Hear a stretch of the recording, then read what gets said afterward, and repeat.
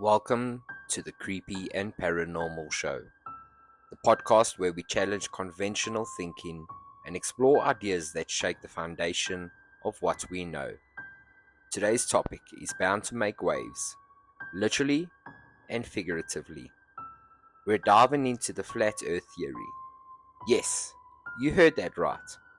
Could the earth actually be flat? While it may sound far-fetched, we'll explore the arguments that flat earthers use to challenge the globe model, from scientific experiments to ancient texts. But before we begin, let's set the stage.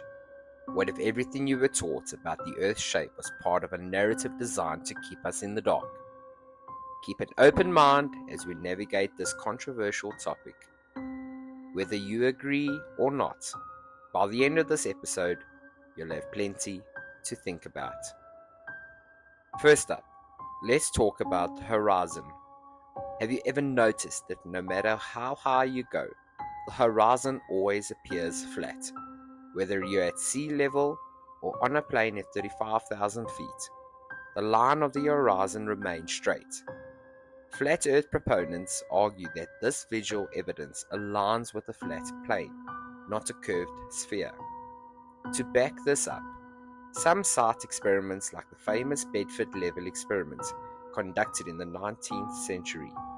Samuel Roe Buffman, a flat earth theorist, observed the canal and claimed that objects in the distance didn't disappear over a curve as they should on a globe.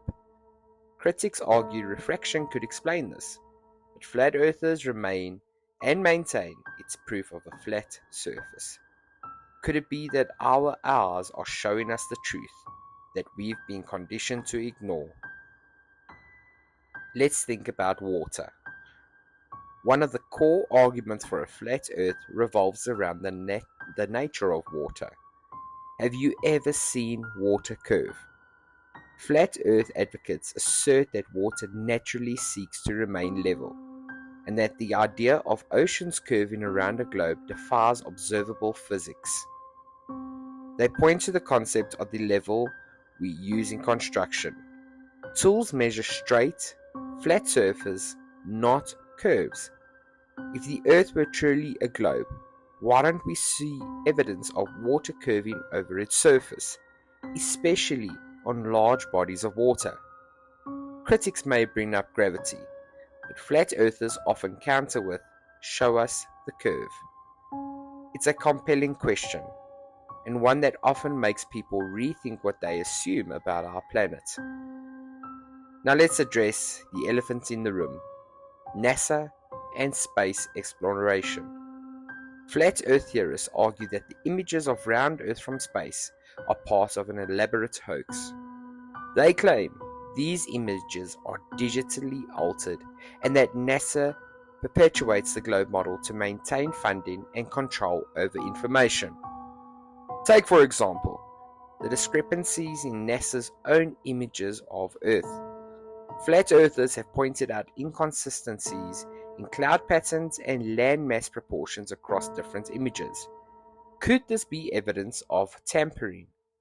Furthermore, they argue that no one has seen the Earth in its entirety with their own eyes. Astronauts are part of the narrative, they claim, and private space companies are simply in on the same game.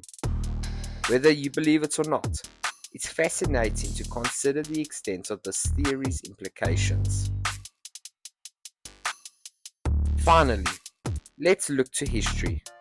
Ancient cultures, including the Babylonians, Egyptians, and Norse civilizations, all depicted the Earth as flat in their cosmologies. They described it as a plain, sometimes surrounded by water and covered by a dome-like sky.